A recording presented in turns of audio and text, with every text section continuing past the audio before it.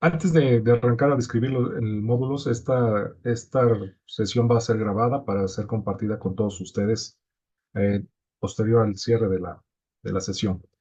En en el primer módulo de la red de aprendizaje Saberes, el módulo se enfocó al conocer el ABC Saberes. La primera sesión habló sobre el proyecto Saberes, las generalidades del proyecto y se socializó en qué consiste el proyecto, con quién trabaja y cómo trabaja. Para la segunda sesión se habló sobre los principios y criterios ABE que aplican al proyecto, ¿no? Se va a manejar dentro del proyecto la aplicación de medidas y para la tercera sesión se habló sobre los planes de adaptación al cambio climático, los que se desarrollaron por miembros que participan en el proyecto y la presentaron los diferentes miembros del consorcio con actividades territoriales. La siguiente, por favor.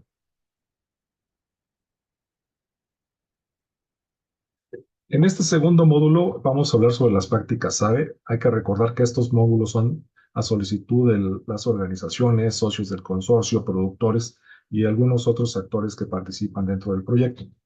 La primera sesión vamos a conversar acerca de prácticas SABE en el sector turismo. El objetivo de esta sesión es propiciar un intercambio de experiencias de organizaciones que han implementado prácticas SABE en el sector turístico para conocer los retos que han enfrentado y cómo los han solucionado. La siguiente, por favor. Aquí, esta es nuestra agenda del día de hoy. Ya estamos como parte de la bienvenida. De nueva cuenta, les doy las gracias por participar en estas sesiones de la red de aprendizaje. Sean bienvenidos y siéntanse en confianza para participar, para opinar. La primera exposición va a estar a cargo de Daniela Valera Aguilar y Lorena Gudiño de Valdés, ambas de la GIZ, exponiendo el proyecto Adaptur. La segunda va a estar a cargo de Elizabeth Rodríguez de Sicovi, que nos va a hablar sobre el camino a Copalita, es su experiencia. Y exposición va a ser de la Selva Lacandona, a cargo de Roberto Ortiz, de Natura y Ecosistemas Mexicanos AC. Vamos a tener una sesión de preguntas al cierre de las presentaciones. Y les recuerdo, por favor, llenar la parte de evaluación, que son 3 preguntas en unos formularios que fueron compartidos, y cerraríamos nuestra sesión en alrededor de 1 hora, hora y media, de acuerdo a la cantidad de preguntas que se presenten. Entonces, sin más por el momento, la que sigue, por favor.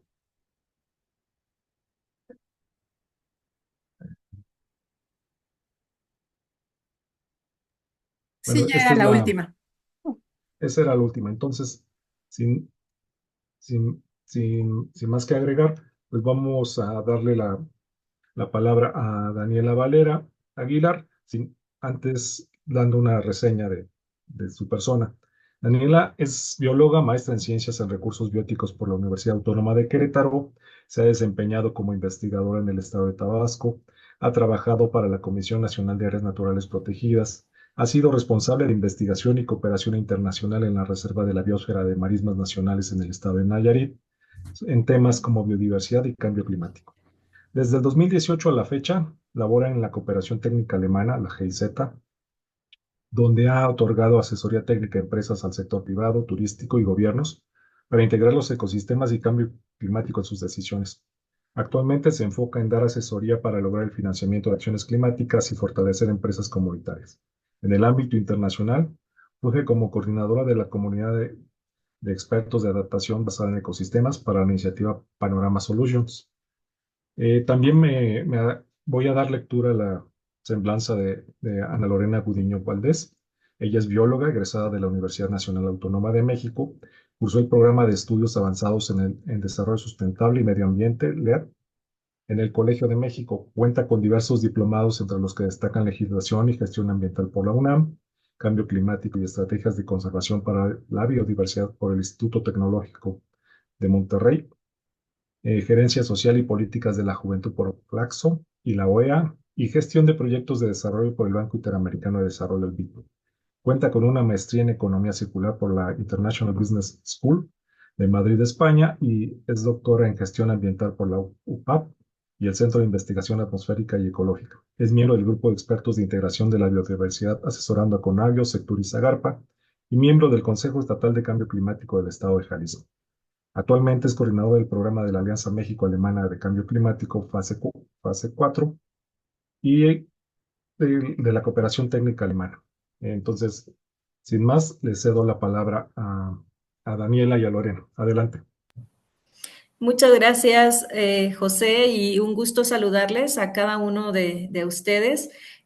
Pues por ahí ya me estuvieron comentando de que hoy tenemos participantes que están involucrados con proyectos ecoturísticos.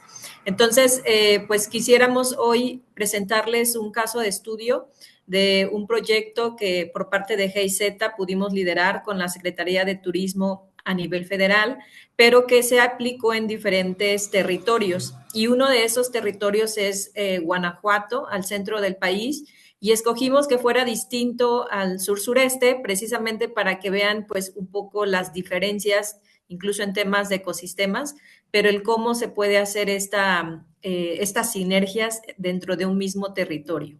Entonces, pasamos con la siguiente y yo nada más quisiera, como ya entiendo que ustedes tuvieron su sesión en el módulo anterior, sobre cuáles son estos principios y criterios de adaptación basada en ecosistemas. Sin embargo, creo que es importante tenerlo bien en presente, y yo creo que ustedes que están en el territorio lo saben mejor, y es que las comunidades, los ecosistemas y las actividades productivas siempre están ligadas y siempre dependen entre sí. Y aquí este esquema me gusta mucho porque vemos cómo tenemos este sistema socioeconómico del cual nosotros obviamente pues realizamos nuestras actividades, pero cómo también hay esta interacción con los recursos naturales que tenemos dentro de un mismo territorio. Y cuando hablamos de adaptación basada en ecosistemas, tenemos que tener eso siempre en el radar, porque no podemos quedarnos con hacer soluciones pues pequeñas o en una escala a nivel de mi parcela, por ejemplo, o a nivel del terreno que yo administro, sino tengo que estar pensando siempre hacia cómo puedo vincularme con mis vecinos, cómo puedo vincularme con el resto de los actores que están en un territorio. Si pasamos a la que sigue, ahí ustedes van a poder ver nada más como ejemplos. No sé si me ayudan a pasar con la que sigue. Vamos a poder ver ejemplos de que cuando hay esta interacción dentro de un mismo territorio, pues ya empezamos a hablar a nivel de un paisaje, y dentro de un paisaje vemos que los ecosistemas pues son variados. Por ejemplo, en el caso de ustedes, a lo mejor algunos de ustedes viven en zonas de costa, pues han experimentado estos eventos climáticos. Pero cuando tenemos ciertos ecosistemas que nos ofrecen ese servicio de protección costera, pues ahí nosotros nos vemos beneficiados al proteger nuestra infraestructura, nuestras cabañas, nuestro restaurante o incluso nuestras casas, ¿no? Entonces siempre hay que tener en este contexto de paisaje que los ecosistemas nos ofrecen servicios, válgase la redundancia, servicios ecosistémicos, de la cual nosotros dependemos y hacemos uso para hacer nuestras actividades y nuestro modo de vida. Nos vamos a la que sigue también, nada más para ver otro ejemplo. En el caso de los ecosistemas de bosques, pues ustedes también han visto que en donde hay bosque podemos protegernos de una erosión, de un deslave, incluso de inundaciones. ¿Por qué? Porque los bosques y las selvas también nos ofrecen este permitir que el terreno, que el suelo se arraigue y no se desgaje, digámoslo así, cuando viene un evento hidrometeorológico extremo, ¿no? Y también aparte nos proveen de agua, porque son nuestros principales captadores de agua, pero también de aire limpio, alimento, materia prima, es decir, mucha de la madera que nosotros usamos en las actividades ecoturísticas, pues las obtenemos también del bosque y de las selvas. Vamos a la que sigue y entonces, considerando esto, ustedes ya seguramente vieron estos criterios, pero ¿por qué es importante para tenerlo en cuenta cuando ustedes diseñen prácticas de adaptación basada en ecosistemas? Y es simplemente recordar que una adaptación basada en ecosistemas tiene que ayudar a la gente, tiene que reducir el riesgo que puede tener la gente ante un evento climático. pero lo va a hacer ayudándolo a través de usar la biodiversidad, a través de estos servicios ecosistémicos que nos ofrecen. Pero también algo importante es que no puede ser algo aislado, tiene que estar anclado y habilitado a una estrategia de adaptación más amplia. Por eso el tema de trabajar a nivel de paisaje y a nivel de territorio de cuenca, a nivel de dónde se están originando los servicios ecosistémicos, porque no siempre donde nosotros vivimos, no siempre ahí se produce el servicio ecosistémico. Hay lugares en donde los servicios ecosistémicos, por ejemplo, de captación de agua, están montaña arriba y si nosotros estamos abajo de la cuenca, pues nosotros somos los beneficiarios, pero los que manejan el territorio allá, pues son los que están permitiendo que eso se mantenga. Entonces tenemos que empezar a pensar en ir más allá de lo que yo puedo hacer dentro de mi terreno, dentro de mi parcela y hacer esta unión con otras ejidos, comunidades, gobiernos, sociedades de las organizaciones de la sociedad civil e incluso con empresas, ¿no? Entonces, considerando eso, solo como pequeña introducción, quiero presentarles ahora sí en la siguiente diapositiva cuáles son estos pasos que por parte del proyecto Adaptur nosotros seguimos bajo esta lógica, digo, metodológicamente hablando, en la literatura encontramos estos mismos pasos, pero yo hoy se los quise poner para dejarles muy claro que la adaptación es un viaje, tiene que ser una serie de pasos, es un tema dinámico que toma tiempo. Cuando ustedes empiecen a implementar prácticas de ABE, no va a ser algo que van a obtener un resultado de la noche a la mañana, incluso a veces ni siquiera dentro de un mismo año. A lo mejor tendrán que invertir varios años. ¿Por qué? Porque hablamos de trabajar con ecosistemas y los ecosistemas por sus funciones ecológicas pues tienen tiempos a veces más largos de los que nosotros quisiéramos tener dentro de nuestro, ¿no? Pero sí es posible. Y estos pasos los vamos a ver ahorita rapidísimo. Nos vamos a la que sigue. Entonces, y aquí queremos presentarle el caso de estudio de lo que nosotros pudimos lograr en Guanajuato. Y queremos, pasamos a la que sigue y queremos mostrarles entonces que en este paso 1, algo que es importante que nosotros aprendimos es, pues no siempre las personas reconocen que el cambio climático les afecta. Es decir, a veces queremos empezar a hacer cosas, pero creo que ustedes que están en los territorios ya son sensibles a eso, ya lo reconocen, ya dicen, oye, el cambio climático a mí ya me afectó hace un año, hace unos meses, afectó en mi territorio, tuve que parar operaciones, quise hacer, a lo mejor antes donde yo hacía mi actividad de sendero interpretativo, ya no lo pude hacer, o en temporadas de lluvias, como ya es muy extremo, he tenido que cambiar la ruta, etcétera.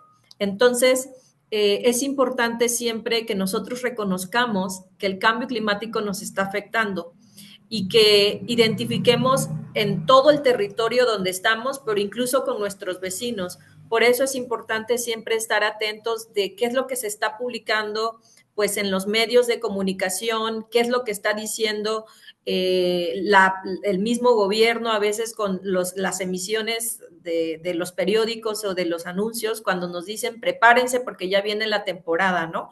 Y entonces hay que estar siempre enterados de qué es lo que está sucediendo.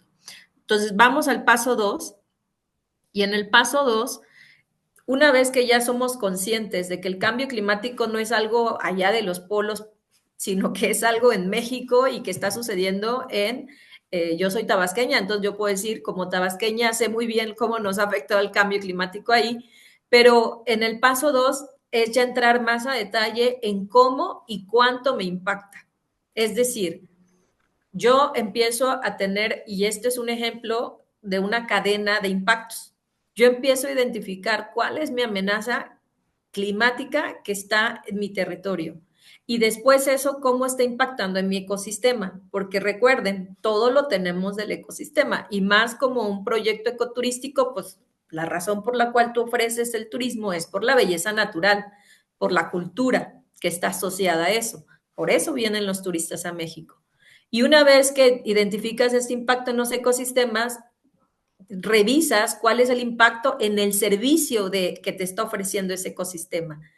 Puede ser que si se te afecta tu selva, pues vas a tener menos captación de agua posible, por ejemplo.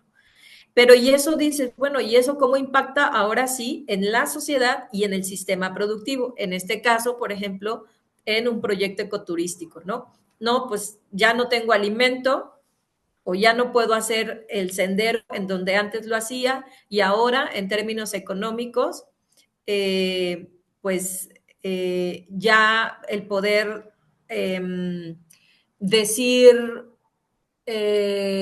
cuánto me está costando, es decir, cuántos turistas cancelaron este año porque tuve un evento de un huracán, ¿no?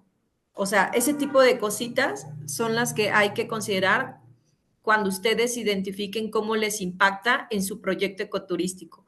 Y una vez que identifiquen eso, pasamos al siguiente paso, que es el 3, y es precisamente de buscar aliados. ¿Por qué? Porque cuando vemos una problemática, pues esta problemática no podrá ser resuelta, como les digo, desde un término solo, porque incluso a veces ustedes van a hacer sus actividades en donde ya están otros ejidos o en donde están ya otras comunidades y ahí tendrán que ponerse de acuerdo entre ustedes en cómo pueden hacer que la actividad turística mejore y que este riesgo climático disminuya, ¿no? Y entonces por eso es importante buscar aliados y aquí nosotros ponemos unas imágenes de algo que hicimos en Guanajuato y fue juntar a sociedad civil, a las empresas turísticas, al gobierno, tanto municipal como estatal, incluso al federal, para que pudieran ir al territorio, ver qué es lo que estaba sucediendo, analizar por qué tendríamos que juntarnos. Y ahí algo bonito que sucedió es que el sector turismo y el sector medio ambiente antes no se hablaban, pero a partir de ese proceso empezaron a hacer actividades de manera conjunta. El turístico porque tiene toda la información económica, sabe cómo operar el sector, pero el ambiental pues porque tiene todos estos datos más técnicos, científicos de cambio climático que se necesitan para tomar las decisiones. Y nos vamos a la que sigue rápidamente, el paso 4. Y entonces en el paso 4, ya una vez que buscamos aliados, que vimos que podíamos trabajar en una visión conjunta, dijimos, ahora sí, considerando esta cadena de impactos en cómo me afecta, cuánto me cuesta, voy a identificar soluciones, estas buenas prácticas y cómo las puedo implementar. Y ahí nada más para mostrarles también la importancia de involucrar a mujeres, a jóvenes, inclusive a los hijos de ellos mismos, ¿no? Que estuvieron participando. En este caso se hicieron acciones de conservación de suelo y de bosque. Aquí en el centro del país, en Guanajuato, pues estamos viendo que hay demasiada, la problemática era un tema de sequía, ¿no? Y entonces aquí ustedes pueden ver en esta imagen de cómo se hizo una olla, ¿no? Básicamente en el terreno, con curvas de nivel, y también ven a las señoras que están ahí con plantas porque se hizo restauración con vegetación pues nativa propia de la zona, ¿no? Y nos vamos entonces al siguiente paso y ya una vez que diseñas y que empiezas a implementar, es importante que se monitoree y que se evalúen estos resultados. Aquí se hicieron unas visitas de campo para ver cómo estaba captándose el agua ahora en este territorio que es muy árido. Pues estuvieron presentes todos los involucrados, también se tuvieron sesiones de trabajo más, pues, de análisis de datos, ¿no? Hay que tomar ciertos datos, digo, no hay que complicarnos y por eso es bueno aliarnos, por ejemplo, con organizaciones de la sociedad civil o en este caso con academia, que a veces ellos mismos pueden hasta ofrecer ciertas metodologías, equipos y demás. Ahí Lorena les está compartiendo la página www.adaptur.mx, donde ustedes van a poder encontrar toda la información, herramientas y demás. Y entonces ya nos vamos a cerrar con esta última parte como conclusiones, y aquí me gustaría dar la palabra a Lorena, porque digo, fue muy rápido, pero sí quisiéramos resaltar algunas cosas que, pues Lorena en esa gestión que estuvo teniendo con el gobierno de Guanajuato, tanto a nivel turismo como medio ambiente, como empresas turísticas, cómo se logró hacer esta armonización entre todos y avanzar con una misma visión. Entonces, Lorena, no sé si ya estás Sí, por gracias. aquí, Sí, adelante. gracias. Gracias, Dani. Entendiendo que estamos sobre tiempo, solamente tres reflexiones muy importantes. Una, el sector turístico es sumamente vulnerable al cambio climático, definitivamente, sean destinos de sol y playa o sean destinos en la zona centro, boscosa, desértica, y cada uno de los proyectos que ustedes pueden implementar definitivamente requerirían, sobre todo si es turismo de naturaleza, requerirían mucho tener en consideración los pasos que acaba de comentar Dani. En la página ustedes pueden acceder incluso a una capacitación gratuita que tiene un proceso de certificación y que dice los pasos de manera más específica. Esa es la primera.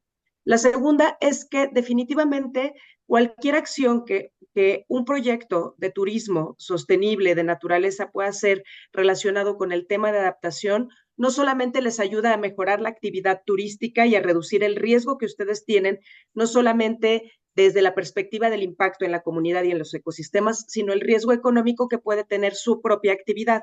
Es decir, adaptarse al cambio climático también reduce el impacto económico, no solamente el impacto social y ambiental.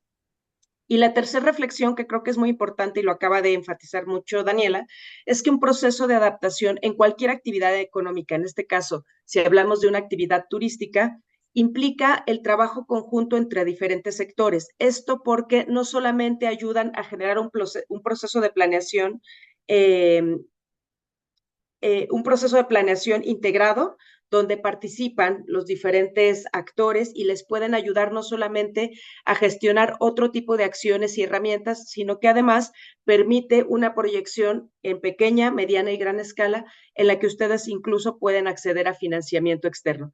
Creo que con esas tres grandes reflexiones pueden tener un panorama un poquito más general. Adaptur ayudó a este proceso de adaptación al cambio climático del sector turístico en México y ahorita se está replicando en otras regiones. Entonces, los invitamos a revisar la página. Ahí hay muchas herramientas y pues gracias por el espacio. Lorena, si requieres ampliar un poco más de información, contamos con unos minutitos. Adelante. Muchas gracias. Es que esto decía rapidísimo. Por ahí vi que No, las sin preguntas, presiones. las respuestas son hasta el final, ¿verdad? Porque vi que Sí, estaban vamos a muy... hacer una ronda de preguntas. No se preocupen, preguntas para cada uno de nuestros ponentes. Muchas gracias. Bueno, creo que sí es importante reconocer, sobre todo desde la perspectiva de las actividades turísticas, que entiendo que ustedes están desarrollando, los elementos base para podernos adaptar y reconocer que la vulnerabilidad del sector turístico en general va no solamente con el incremento de los costos que ustedes van a tener en el desempeño de sus actividades, es decir, las olas de calor o el incremento de las olas de calor en ciertas zonas requiere o pues genera la necesidad de incrementar el uso de la energía en algunos casos. Reduce la visitación, ¿no? Reduce la participación de los turistas en las actividades porque muchas veces, ya sea por olas de calor, por lluvia extrema, inundaciones, amenaza de huracán, los turistas ya no quieren viajar. Entonces, es muy importante reconocer que tener procesos de adaptación desde esta perspectiva del turismo, de su negocio local, pues implica tener como mucha claridad de las realidades en las que estamos viviendo, es decir, cómo han cambiado las condiciones climáticas y cómo eso está afectando a nuestro negocio turístico, cómo podemos hacer para que las actividades que desarrollamos normalmente se puedan ampliar. Es decir, si normalmente tenemos una actividad de senderos, ¿no? De senderismo, en donde es en una época de verano donde está más seco, y ha cambiado todo y ahora es algo mucho más lluvioso, ¿cómo podemos diversificar nuestra actividad para adaptarla a los efectos del cambio climático? ¿Cómo generamos, cómo tenemos innovación en las actividades de acuerdo a las realidades actuales?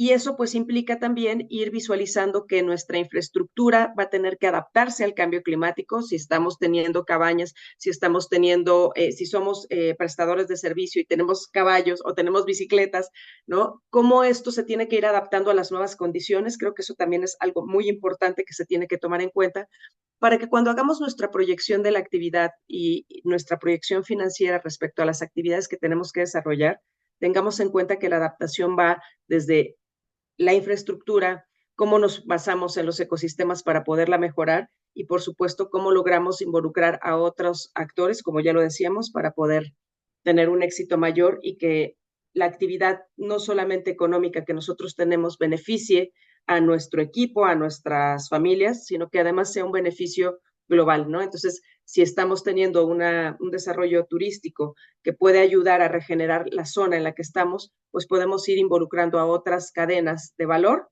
a mejorar esta actividad y que ellos también se involucren en este plan de adaptación. Con eso cerraría. El proyecto duró 6 años. En todo, o sea, tuvimos 6 destinos inicialmente, bueno, 3 inicialmente, Riviera Maya, Riviera Nayarit, Jalisco y San Miguel de Allende. Posteriormente se amplió a Ciudad de México, Estado de México en Valle de Bravo y Los Cabos, y en ese mismo momento implementamos también en Guanajuato Capital. Entonces fueron varios destinos turísticos y a la fecha continuamos dándole seguimiento a estas actividades de Adaptur a través de la Alianza Mexicana-Alemana de Cambio Climático, pero ya con un enfoque más de madurar los procesos que se trabajaron con el sector turístico para poder alcanzar el financiamiento para la adaptación al cambio climático desde la perspectiva ya no solo de turismo, sino del sector forestal, pesca y agricultura.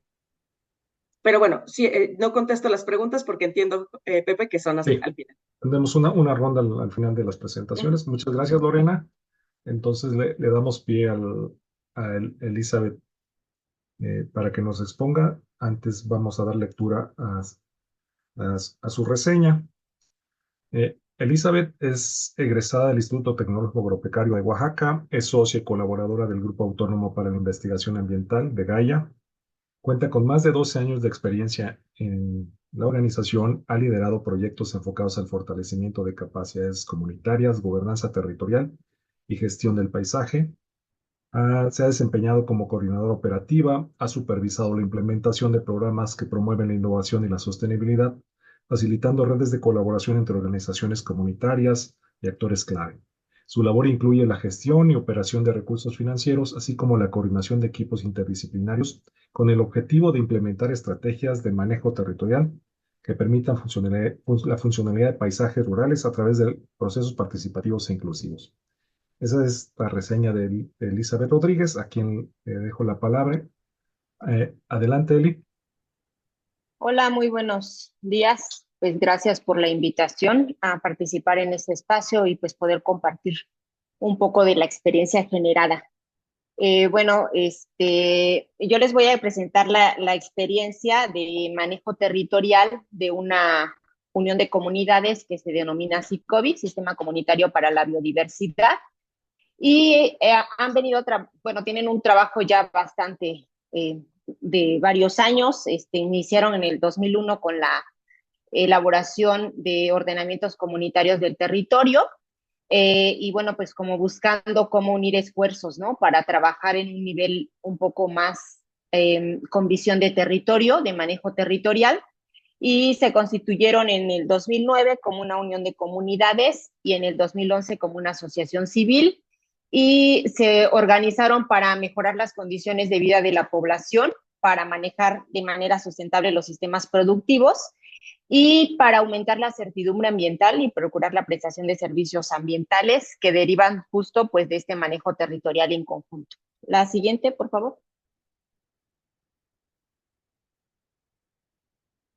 Bueno, pues SICOBI se ubica en el estado de Oaxaca, en el sur, en Sierra Sur y en Costa, y está ubicada en un marco de gestión territorial que le hemos denominado, que es el complejo hidrológico del Copalitas-Zimatanhuatulco, que es justo donde se ubica pues, el complejo turístico de Bahías de Huatulco, ¿no?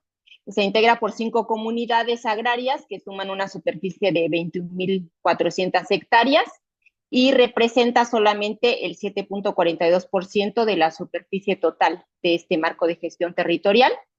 La siguiente.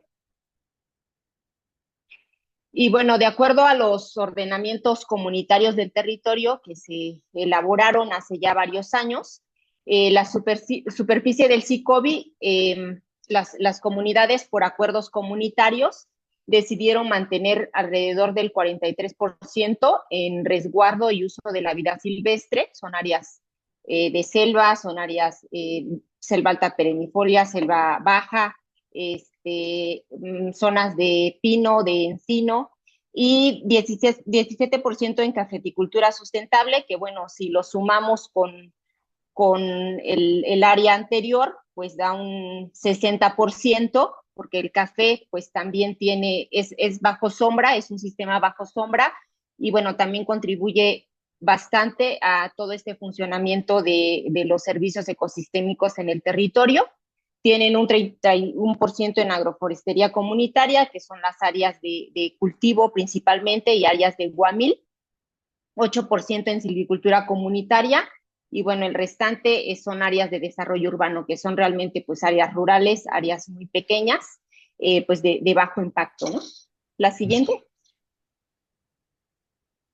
Bueno, el SICOBI, ahorita solamente les voy a presentar la experiencia de Camino Copalita, que deriva justamente de un programa de manejo territorial del SICOBI, pero el SICOBI hace un manejo diversificado de su territorio, tiene café, como ya les había comentado, y ha desarrollado pues ya una marca que se llama SICOBI Coffee, que también forma parte de este manejo territorial y de esta parte organizativa que se está haciendo.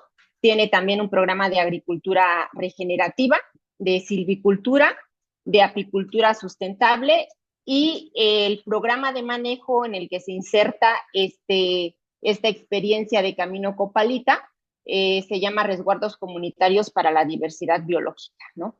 Los objetivos de todos estos programas de manejo son garantizar la capacidad productiva de las comunidades, asegurar la existencia de recursos estratégicos para la comunidad, ¿no? Semillas, agua, pues áreas silvestres, leña, madera, optimizar las estrategias de manejo y aprovechamiento del territorio y mantener y conservar el equilibrio territorial y del paisaje.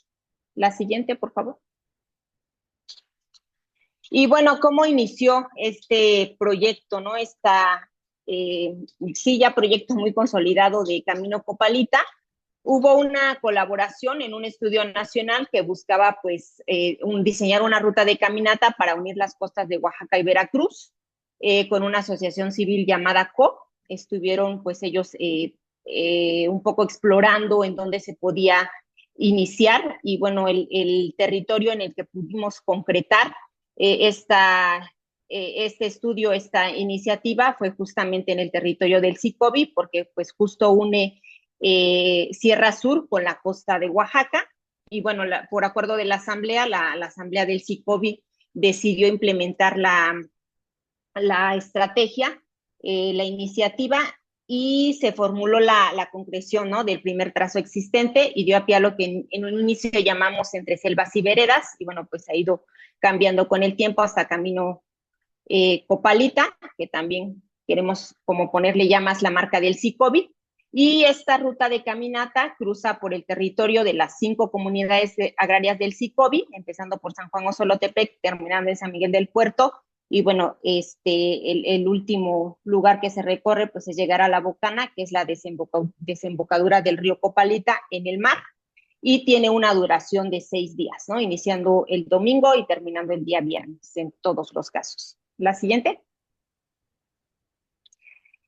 Y bueno, son unidades y sitios de estancia en cada una de las comunidades, en donde los viajeros llegan a dormir, ¿no? Llegan a platicar con la gente, a disfrutar de la comida, llegan a dormir en tiendas de campaña. Evitamos tener pues cabañas o como infraestructura un poco más compleja. Son infraestructuras muy simples. Es una cabaña en donde está el comedor, cocina,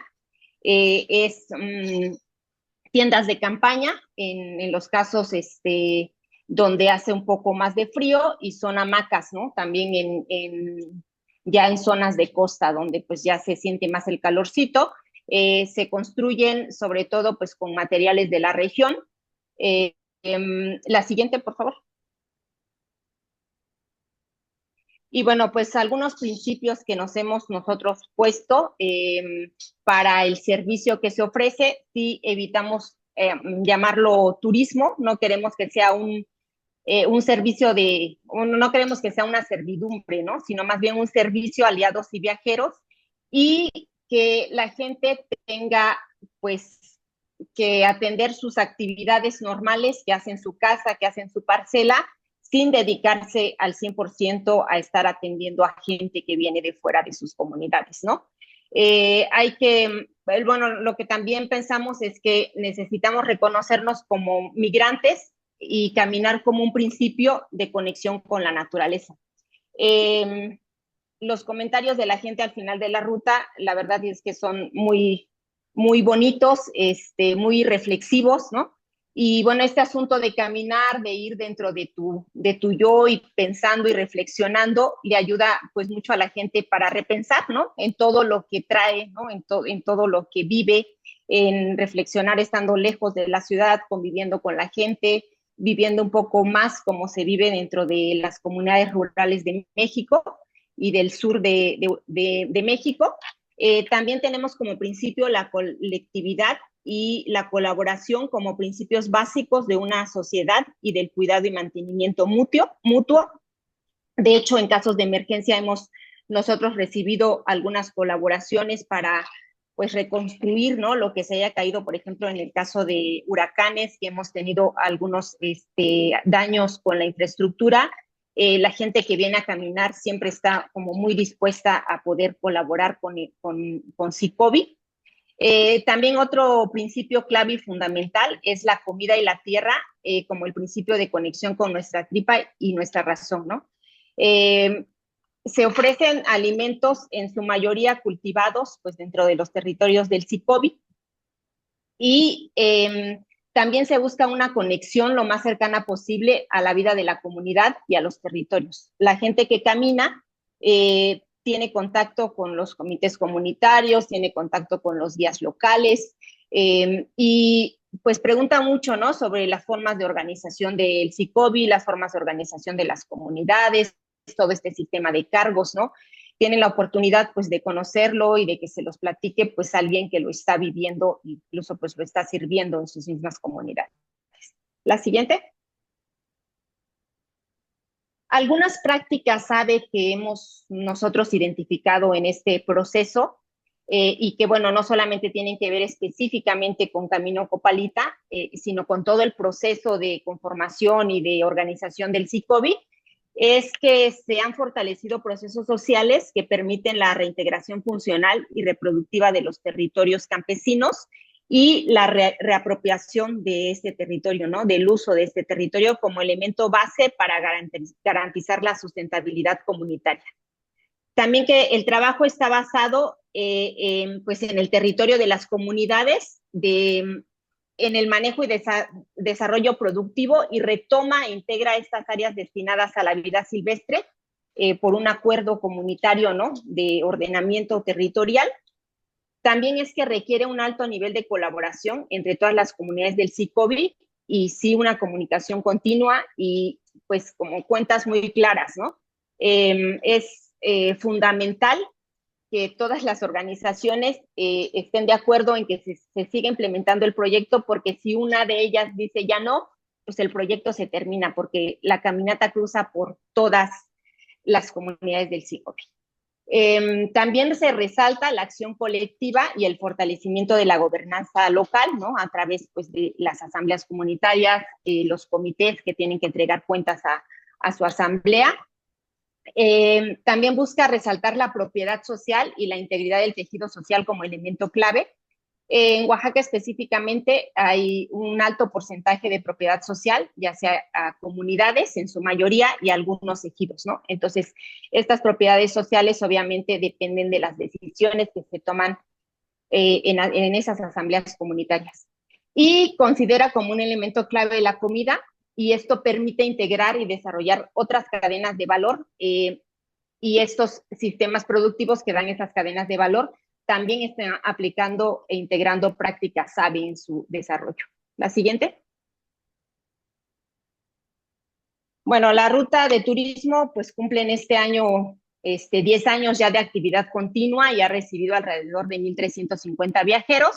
Solamente se hacen 2 rutas al mes máximo y de entre 8 a 24 personas. No se aceptan más de 24 personas dentro de cada ruta. La siguiente. Y bueno, son algunos pues escritos que se han hecho de la ruta, ¿no? Salimos en México Desconocido hace ya algunos años, dedicando pues varias páginas, ¿no? A Camino Copalita, también en National Geographic, también se escribió un artículo sobre la ruta y ganó un premio, premio Travesías, que también da la revista que se llama Travesías. La siguiente. Bueno, aquí una tabla de un comparativo de los ingresos provenientes de la gestión y manejo territorial del SICOBI, de los diferentes sistemas productivos y cadenas de valor que se han desarrollado, y un comparativo del ciclo productivo 2015-2016 y 2022-2023, que son los últimos datos que tenemos. El programa de café de especialidad de SICOBI Coffee ingresó en ese año 2015-2016 1,300,000 pesos. El programa de agroforestería comunitaria, que es venta de miel y maíz de especialidad, 167,000 pesos, y en ese año solamente se ingresaron de Camino Copalita 450,000 pesos, ¿no? Cuando hicimos el comparativo, pues sí nos sorprendió el gran aumento, ¿no? Que se hizo ahora, en el último año, pues se ha tenido un ingreso de 3,340,000 pesos para la ruta, y de café, pues 2,045,000 pesos. Entonces sí ha habido un aumento, pues bastante significativo, 742% para el caso de Camino Copalita y 157% de SICOBI Coffee, ¿no? Entonces, lo que pues, nos da una reflexión de que es muy importante desarrollar pues todas las cadenas productivas que existen en el territorio, pero también pues irlas complementando, ¿no? Entre sí. La siguiente.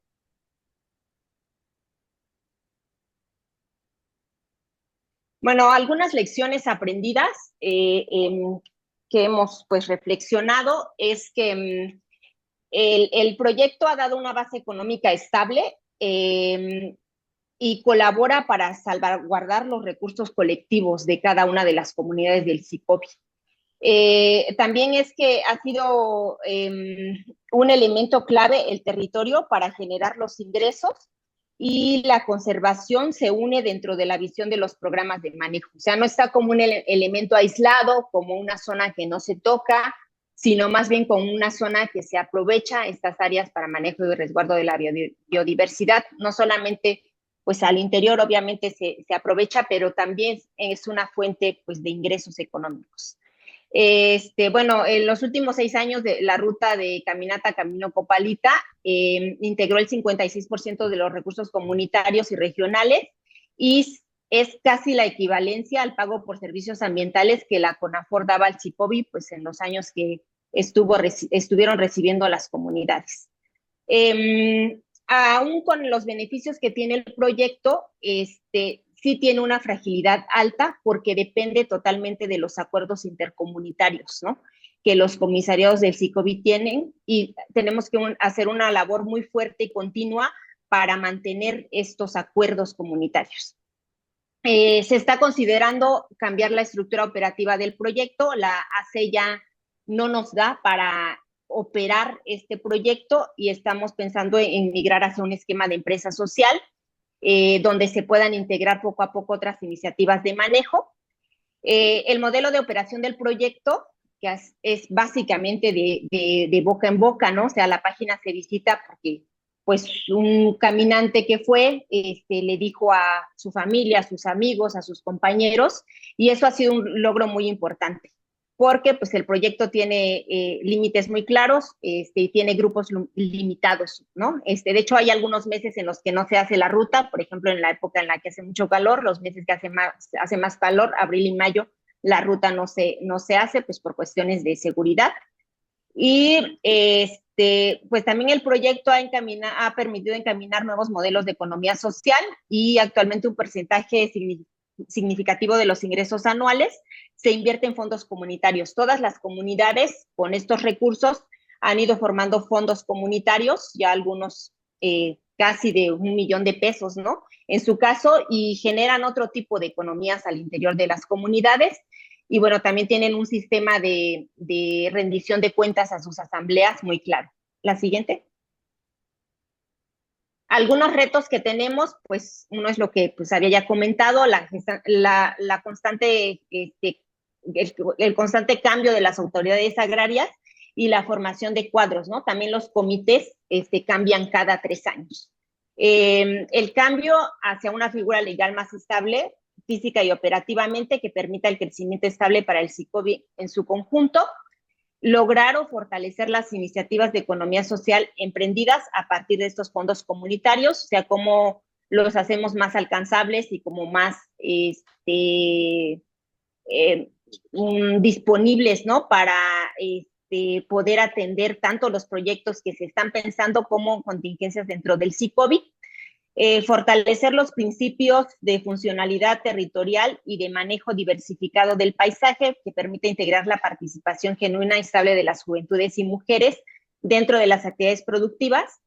Esto apenas hace 3 días, bueno, los 3 días anteriores tuvimos un taller justo con todos los actores que participan y la verdad es que nos dio muchísimo gusto que en el 80% eran mujeres y además jóvenes, ¿no? Creo que es un proyecto que ha permitido justo poder integrar pues sectores que normalmente no participan en estos espacios de toma de decisiones dentro de las comunidades. Integrar a la comunidad de viajeros como salvaguarda de esta iniciativa y como principales voceros del proyecto y de sus contenidos, y fortalecer el proceso de alta participación de mujeres y juventudes dentro del proyecto, bueno, lo que ya mencioné, ¿no? En los espacios de toma de decisiones. Y creo que esa es la última. Ok. Sí, eso es todo. Pues muchas gracias y pues cualquier pregunta, adelante, cuando sea Muchas la sesión de gracias, preguntas. Elizabeth. Les recuerdo que las preguntas las haremos al final de todas las presentaciones. Si gustan seguir escribiéndolas en el chat. Este, la siguiente presentación está a cargo de Roberto. Entonces voy a dar una reseña de Roberto de Ortiz. Él es biólogo egresado de la Facultad de Ciencias de la UNAM. Cuenta con amplia experiencia en conservación y manejo sustentable de ecosistemas. Desde el 2012 ha trabajado en la selva lacandona con Natura y Ecosistemas Mexicanos. Ha colaborado en la consolidación de las empresas de ecoturismo de la Red Vive la Lacandona y las sumas de fauna silvestre, integrando la conservación en las cadenas de valor. Además, fue consultor líder para el programa de inversión de la selva lacandona de la Iniciativa de Reducción de Emisiones, Red Más. Su compromiso con la conservación se refleja en su formación continua, incluyendo un diplomado en sostenibilidad por la UNAM. También está acreditado como guía especializado en turismo de naturaleza con un enfoque en la interpretación ambiental. Roberto es una persona que se ha dedicado a la protección de la biodiversidad y al uso sostenible de los recursos naturales. Entonces, sin más, le doy la palabra a Roberto para que nos presente conservación y desarrollo sustentable en la selva lacandona. Adelante, Roberto. Sí, gracias, Pepe. Bueno, pues les voy a hablar un poco de lo que estamos haciendo en Natura Mexicana, en este lugar, en la selva lacandona. La siguiente. Quiero que ubiquen en este mapa donde es que estamos realizando este trabajo. Es la parte más oriental de Chiapas, específicamente en un municipio que se encuentra aledaño a la Reserva de la Biosfera Montes Azules, se llama Marqués de Comillas, que está aquí en amarillo. En esta parte de la selva es que están varias de las áreas naturales protegidas, lo que le da un especial interés a los sitios que no se encuentran en estos esquemas de protección. La siguiente. Recordemos que la selva lacandona por sí sola es un sitio importante al contener en un por ciento del territorio nacional una gran diversidad, es un cuarto de la diversidad total del país. En la cuenca del Usumacinta se genera un tercio del agua dulce de todo el país, además de que en este sitio es de que viven y conviven muchos de la diversidad cultural del país, cultural y lingüística. Siguiente.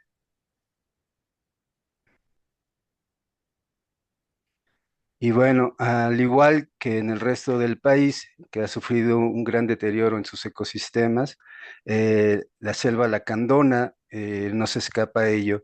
Si ven en este mapa con los puntos de calor que muestran sitios donde ha habido algún tipo de deforestación, todos los sitios que están rodeando las áreas naturales protegidas, pues han sufrido un cambio de uso de suelo. La siguiente.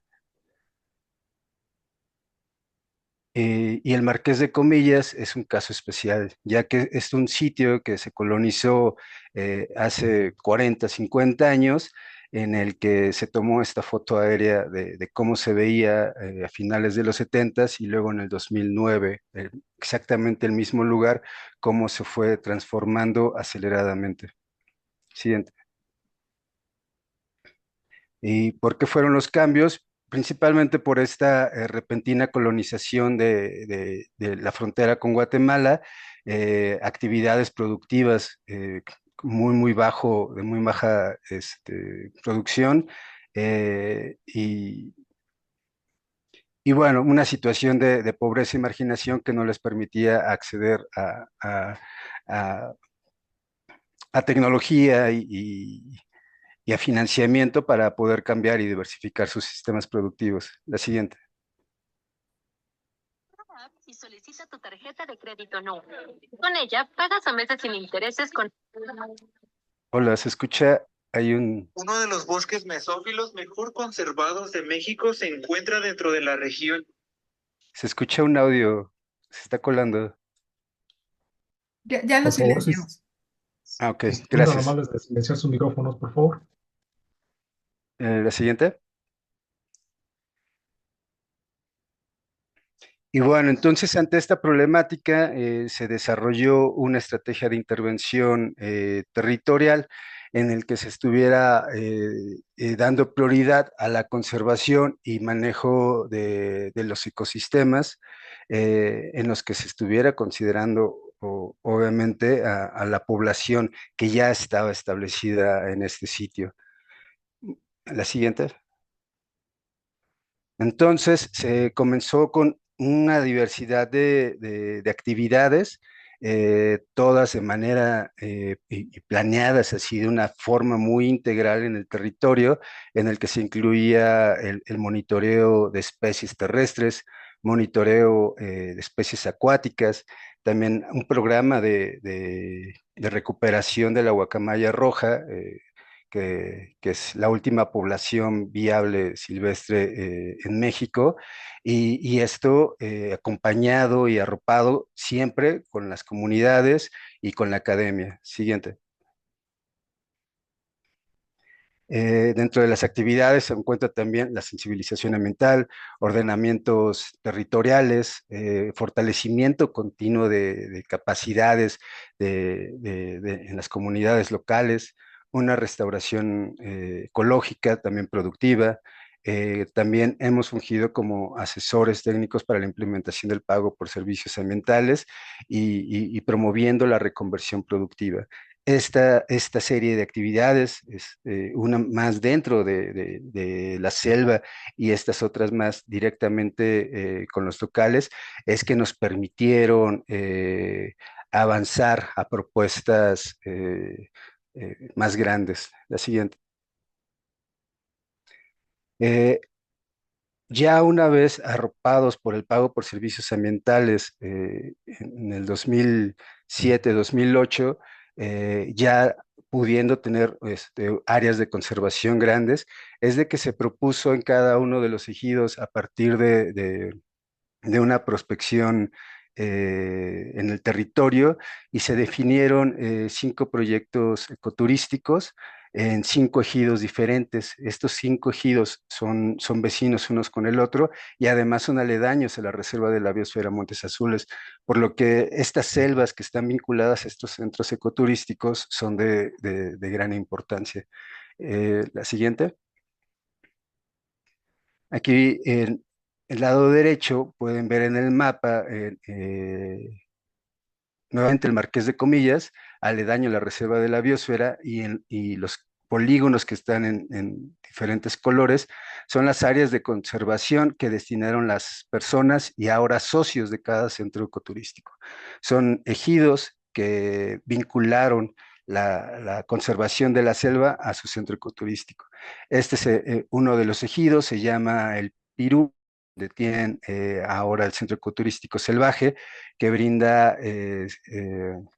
actividades de aventura, kayak, tienen una pista de bicicleta de montaña, tienen caminatas en el dosel con puentes colgantes, rapel, y siguen creciendo, buscando brindar más experiencias a los ecoturistas. La siguiente.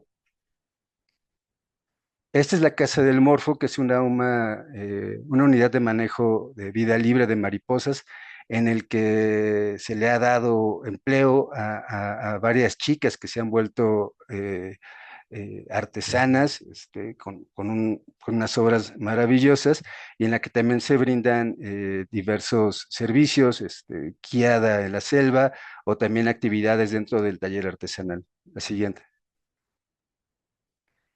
Canto de la Selva, que es un lodge de lujo. Como pueden ver en el mapa, está prácticamente metido en la Reserva de la Biosfera Montes Azules. En el 2020, el río que se ve ahí cambió su cauce, es el río Lacantún, y volvió a esa porción de territorio perteneciente al ejido Galacia, ahora una isla que está inmersa en la Reserva de la Biosfera Montes Azules. Eh, este sitio se ha tenido que transformar por completo y justamente el cambio climático es lo que empuja a buscar cómo ser más resilientes a esto que está ocurriendo. La siguiente.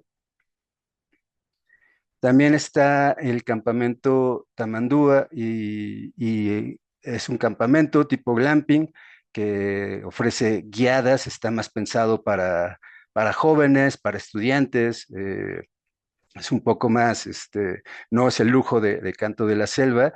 Y también está el restaurante Bellavista, es un sitio con una vista muy bonita al río Lacantún y a la Reserva de la Biosfera. Si hacemos un recorrido de los tres, pueden ver que son 5 ejidos que pueden coordinarse perfectamente, ya que ofrecen servicios complementarios entre ellos.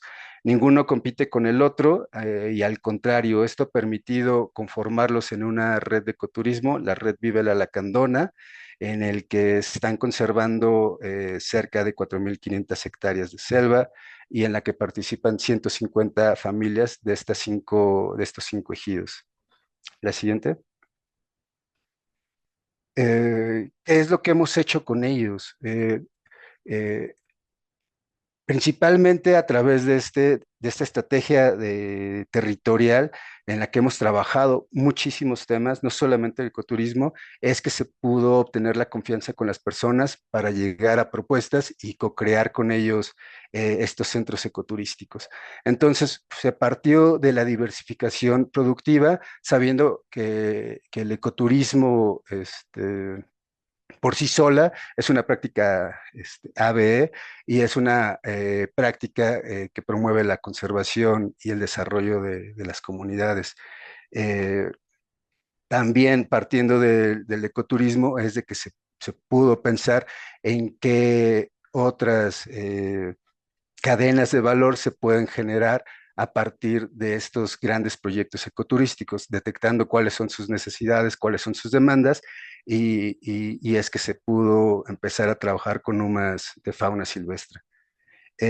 Se ha trabajado muy fuerte en el fortalecimiento de estas empresas, en su formalización como sociedades de producción rural, como sociedades cooperativas, También se ha trabajado muy fuerte en en su desarrollo como organizaciones y trabajando lado a lado para darle seguimiento a sus ventas y operación en general. Siguiente. Eh, También se ha buscado que año con año tengan capacitaciones para que desarrollen capacidades en dos ámbitos principalmente. Uno en el empresarial, pensado más en temas administrativos, organizacionales, que permitan operar correctamente ellos sus centros ecoturísticos, sabiendo que ellos son los únicos dueños, socios dueños y operarios y también capacitaciones técnicas más enfocadas a dar un buen servicio al ecoturismo, guiadas, primeros auxilios, seguridad, todos los temas que envuelven al ecoturismo. Y también se han construido con ellos redes de colaboración, como ahorita les comenté, que se conforman como una red de ecoturismo, Vive la Lacandona, que les permite abaratar costos, por ejemplo, de publicidad, en caso de que asistan a ferias, funcionan ellos como un solo ente y coordinadamente. Siguiente. ¿Y cuáles han sido los impactos positivos de este modelo, de esta estrategia? Siguiente. Pues bueno, afortunadamente se ha conservado en buen estado las selvas a los que pertenecen estos ejidos, los cuales ellos son dueños. Se han generado empleos, principalmente entre mujeres y jóvenes, grupos vulnerables que de otra forma no tendrían empleo o terminan migrando.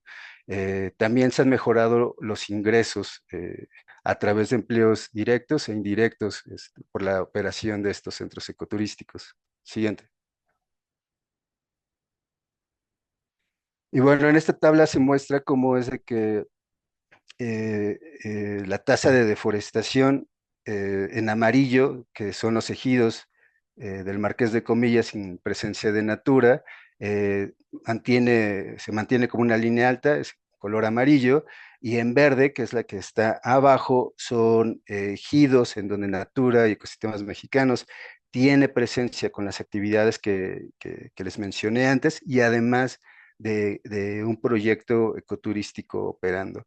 Entonces, la diferencia año con año ha sido significativa. Siguiente. Además, los ingresos de las familias de estos ejidos ha tenido un cambio positivo en el que tenemos algunos registros en que los ingresos de las familias rondaban los 26,000 pesos anuales y luego con proyecto, es decir, con un centro ecoturístico operando, se pudieron alcanzar hasta los 30,000 pesos. Y luego, si esto lo llevamos ya a nivel familiar, con los ingresos que tienen en el campo, estas familias están logrando tener hasta 94,000 pesos. Es decir, se ha multiplicado los ingresos que reciben las familias que están participando en la conservación y en su centro ecoturístico. Siguiente. Y bueno, algunas consideraciones que quisiera mencionarles. Siguiente, por favor.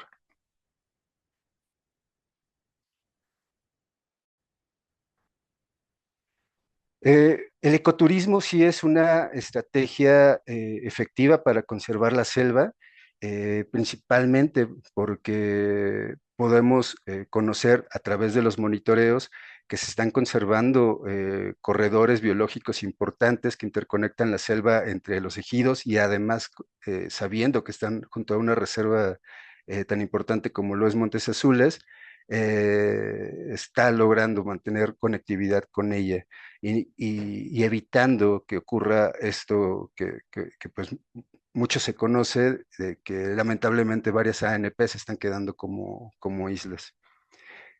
También, a manera de conclusión, el fortalecimiento de capacidades es importantísimo para lograr una madurez suficiente que les permita a ellos independizarse de cualquier tercero. Ahorita nosotros hemos tenido un acompañamiento muy, muy fuerte y de mediano plazo. No veo manera de que no hubiera sido de otra forma. Es importante que las personas que estén implementando den un acompañamiento técnico muy, muy cercano y sabiendo que va a ser de mediano a largo plazo. Eh, También la conservación a largo plazo. Esto es importante porque todos los estatutos de las sociedades de producción rural y cooperativas tienen ciertos candados en el que cada socio participante, cada familia que está participando de esta sociedad, de este centro ecoturístico, pone como capital social su selva en especie, digamos. Entonces, al final del año, los dividendos que recibe cada socio va en función del número de hectáreas conservadas. Entonces, lo hemos visto como un estímulo para que la gente de los ejidos quiera conservar, incluso que diga, ok, esto sí funciona, pues voy a poner más de mi selva en conservación. Digamos que sí lo ven como un proyecto de largo plazo y no una llamarada de petate. La generación de empleo ha sido importante. Esto es muy visible entre mujeres y jóvenes que realmente de otra manera no tendrían un empleo en estas comunidades y también podrían empezar a evitar la migración que se ha agudizado en los últimos años. ¿Cuáles son los retos? El principal reto nos lo impuso el COVID, porque íbamos en curva ascendente, creciendo y madurando estos proyectos que empezaron en el 2009, 2010, eh, y el COVID pues vino a parar todo intento. Esto es algo con lo que tenemos que lidiar y también ahora se acompaña con la violencia que ha vivido el estado de Chiapas en los últimos años. Sin embargo, estos sitios son muy resilientes y por la naturaleza del lugar, porque ellos tienen otros sistemas trabajando, otros ingresos del maíz, ganadería, es decir, que solamente es un complemento a su ingreso y no es de que transformen toda su vida al ecoturismo. Con ellos hemos trabajado durante el último mes estos talleres para el desarrollo de los planes de adaptación al cambio climático, que nos darán una actualización de cómo se encuentran y una perspectiva de cómo ven el cambio climático en sus comunidades, que de entrada, les adelanto, pues han sido muy interesantes. Siguiente. Pues les agradezco mucho